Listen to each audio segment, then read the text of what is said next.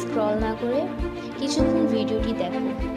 আমার আজকের দেওয়া 5টি টিপস থেকে তুমি তোমার লাইফ চেঞ্জ করতে পারবে এবং দ্রুত সাকসেস হতে পারবে।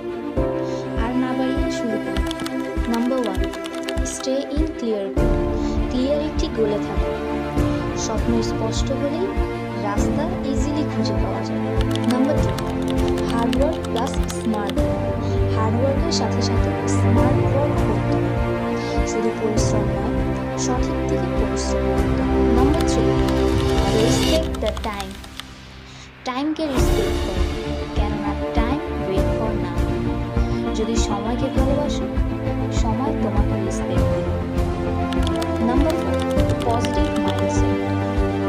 পজিটিভ মাইন্ডেড থাকতে হবে।